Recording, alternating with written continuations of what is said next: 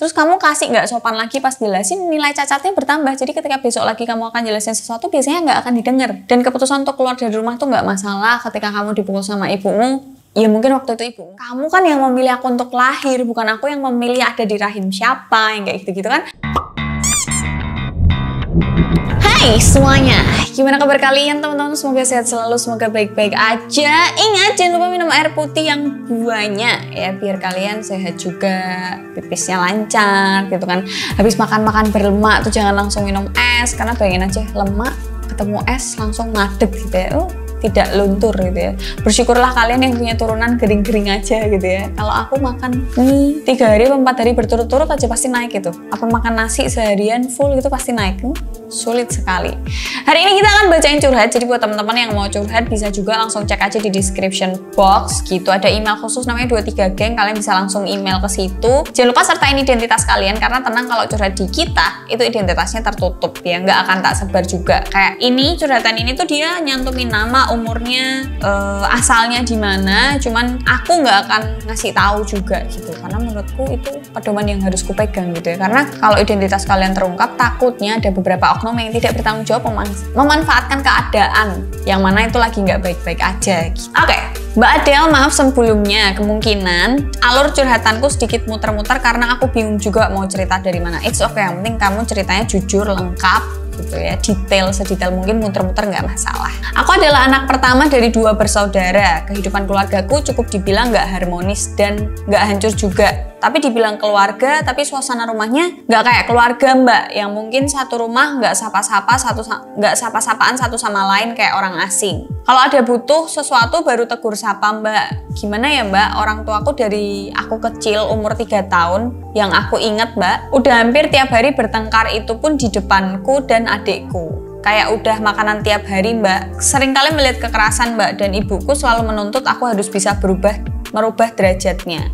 Dari kecil aku diharuskan nurut sama ibuku. Pokoknya A ya harus A, nggak boleh yang lain. Dan kalau ada satu kesalahan yang nggak sesuai ekspektasi ibuku, aku bakal dimarahin habis-habisan, bakal dikata-katain anak yang bodoh, anak asu, anak dan anak yang nggak tahu diuntung. Dan jujur, kata-kata yang bikin saya masih teringat sampai sekarang adalah, andai pas kecil tahu kamu akan kayak gini, udah tak bunuh dari kecil. Aku merasa anak yang nggak diharapkan sama sekali Mbak, dan pasti akan dipukul kalau nggak pakai tangan, pakai sapu lidi atau sandal yang terbuat dari kayu Mbak. Oke. Ayah saya juga kadang memarahi saya jika melakukan kesalahan. Lebih parahnya lagi, ayah saya pernah menceburkan saya ke bak mandi. Bak mandinya agak dalam, dicelup-celupkan badan saya ke dalam air, nggak boleh naik Mbak. Di situasi itu, ayah saya juga berselingkuh, dan parahnya lagi, ibuku nggak dinafkahi tapi masih satu rumah Mbak. Diajak pisahan nggak mau, tapi kelakuannya seperti itu Mbak. Karena itu ibu saya stres, dan akhirnya melampiaskannya ke saya dan adik saya. Akhirnya ibu saya semakin menekan saya untuk selalu pintar, selalu juara. Aku pun menurut saja Mbak, nggak boleh main, pulang sekolah ya harus langsung pulang. Kalau tahu pulang nggak sesuai jadwal akan diomel-omelin.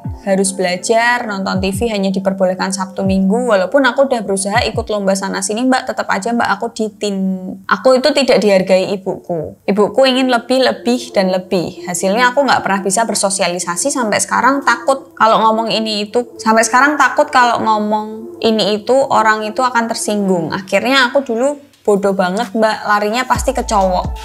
Karena nggak ada yang bisa ngertiin aku Mbak, entah dari nenek, ayahku, keluarga ibuku, endingnya bakal menyalahkan aku lagi Mbak. Udah berusaha ngomong apa yang aku inginkan, tapi kesalahan yang dulu bakal diungkit lagi. Padahal aku udah berusaha berubah Mbak. Capek Mbak, beneran nggak ada yang bisa aku ceritain Mbak. Pas SMK kelas 2, aku kenal cowok yang aku pikir bisa mengerti keadaanku, malah memanfaatkanku untuk jadi pelacur gratisannya. Dan selalu overprotective sama aku, sampai semua sosmedku disadap dia, gerak-geriku diawasi. Aku dari keluarga udah dikekang, dari pacarku juga dikekang, stres banget Mbak, ditambah pacarku selalu ngancem yang aneh-aneh. Sampai akhirnya entah dari mana aku menemukan channelnya Mbak Adele tentang membahas edukasi seks ini Mbak. Aku bisa mengambil keputusan dengan dapat pencerahan dari Mbak Adele dengan meninggalkan pacarku yang menurutku toksik.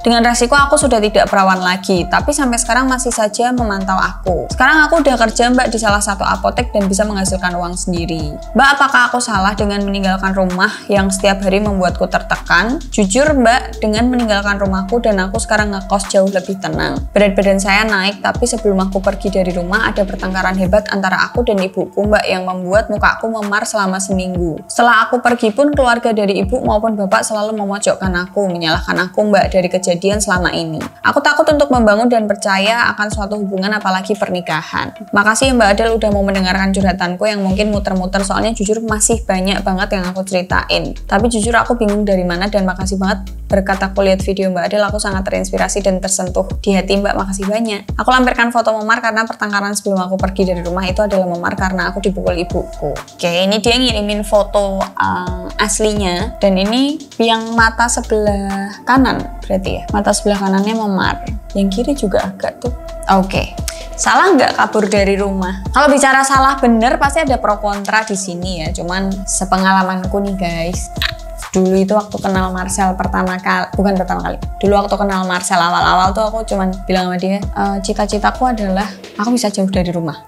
Karena waktu itu kondisi rumah lagi pokoknya nggak baik gitu deh. Menurutku, sekali lagi nggak baiknya itu menurutku, nggak tahu menurut mamaku gimana, papaku gimana, kakakku gimana, tapi menurutku pribadi itu mengganggu gitu ya. Dan aku nggak suka berada di situ, nggak nyaman lah intinya. Tapi aku nggak dipukul, aku pernah dulu banget. Mungkin sekarang karena udah gede, mungkin kakakku tahu aku bisa bales gitu ya, jadi dia nggak pernah mukul aku. Paling cuma nyangkemi tok gitu dulu. Keputusan untuk pergi dari rumah itu nggak ada yang salah, selama kamu tetap menjalankan kewajibanmu sebagai anak. Misal kalau kamu sudah berpenghasilan ya sedikit, sisihkan sedikit untuk keluarga di rumah. Gak ketang uang jajan, bantu uang listrik, bantu kebutuhan sehari-hari, seenggaknya sedikit aja. Terus kalau masalah keluarga dari bapak atau keluarga dari ibu memojokkan dan lain-lain, kalau kamu nanyanya aku tipe ya. Kalau aku pribadi, sekarang kan udah gede tuh kita, apalagi kamu udah keluar dari rumah tuh kan pasti ketemu orang baru, ngekos, ngomong sama ibu kos, ngomong sama atasanmu, teman sebayamu, teman rekan kerja dan lain-lain tuh kan pasti kemampuan bersosialisasimu itu kan pasti bertambah. Otomatis caramu menyampaikan suatu hal di dalam otakmu itu kan lebih berkembang gitu ya. Karena kamu udah pergi dari rumah, udah lama nggak lihat ibumu juga. Ketika kamu ada masalah dan ketika keluargamu memojokkanmu tuh seenggaknya kamu udah bisa menjelaskan dengan kata-kata yang enak, sopan, rapi tanpa menyakiti hati mereka. Kayak kamu menceritakan aja apa sejujurnya yang kamu rasain dan apa yang kamu alamin. Masalah mereka percaya atau enggak itu kan urusan mereka. Yang penting ketika keluargamu itu nanya ke kamu udah menjelaskan dengan jujur dan tetap sopan. Itu kuncinya. Tetap sopan, jangan nggak sopan, karena ketika kamu nggak sopan, kamu akan menambah nilai cacat yang mereka udah kasih nilai cacatmu tuh udah segini gitu ya. Terus kamu kasih nggak sopan lagi pas jelasin, nilai cacatnya bertambah. Jadi ketika besok lagi kamu akan jelasin sesuatu, biasanya nggak akan didengar. Dan keputusan untuk keluar dari rumah tuh nggak masalah. Ketika kamu dipukul sama ibumu, ya mungkin waktu itu ibumu khilaf. Mungkin kamu juga waktu di posisi aku lagi marah sama mamaku itu rasanya kan menggebu-gebu gitu ya. Kayaknya kamu tuh kan orang tua, harusnya lebih mengerti anaknya. Kamu kan yang memilih aku untuk lahir, bukan aku yang memilih ada di rahim siapa, yang kayak gitu-gitu kan. Pertanyaan itu kan terus muncul di kepala. Tapi setelah emosiku reda tuh aku baru bisa mikir gini. Ketika nanti aku jadi orang tua tuh kan aku melalui proses sebegitu panjangnya, dan orang tua aku tuh kan tetap manusia dan dia tetap seorang wanita. Setegar-tegarnya wanita tuh tetap pengen ada yang disandarin. Setegar-tegarnya wanita, sekuat-kuatnya wanita tuh tetap pengen ada yang ngelindungin kan. Nah, aku bayangin aja, mungkin mamaku di situ juga lagi kilaf gitu, lagi emosi akhirnya mukul, atau lagi emosi akhirnya mengeluarkan kata-kata yang nggak baik, atau lambat tapi dia ngeluarin kata-kata nggak baiknya tuh terus menerus. Ya berarti ada yang salah di masa lalunya yang akhirnya menimbulkan trauma terus menjadikan ibumu tuh yang seperti sekarang. Tapi kalau kamu nanya aku keluar dari rumah keputusan yang salah atau enggak, selama kamu tetap menjadi anak ketika di rumah dan kamu juga memenuhi tanggung jawabmu sebagai anak gitu ya. Sisihin sedikit uang hasil kerjamu tuh ke ibumu, siapa tahu bisa buat bantu-bantu gitu ya. Jangan bales kasar pakai kasar juga, tapi ketika ibumu atos gitu ya, kamu tetap harus lembut. Gimana pun caranya, ini itu susahnya jadi anak tuh begitu. Tetap harus berbakti kepada orang tua. Walaupun menurutku tetap ada orang tua durhaka, orang tua nggak bener, orang tua salah, iya, tapi kasih ibu tetap sepanjang masa. Mau sejengkel-jengkelnya ibumu mbak kowe gitu ya, tetap kalau ada yang ngapa-ngapain kamu, I think ibumu akan belain kamu juga kok. gitu. Kalaupun nggak belain di depan matamu, dia pasti akan nangis di kamar, mengadu sama apa yang bisa diadu gitu ya. Gitu sih kalau aku. Tapi terima kasih juga berkat kamu nonton videoku, akhirnya kamu bisa menentukan jalanmu, akhirnya keluar dari rumah dan bisa dapat pekerjaan sekarang gitu ya. Aku bersyukur kamu tidak menelan videoku secara mentah-mentah dan menontonnya secara utuh. Semoga kalian juga yang nonton video ini juga terinspirasi hal yang sama gitu ya. Maksudnya hal yang positif. Gitu aja konten kali ini. Don't forget to like, comment, and share video yang kalian. See you next video. Bye!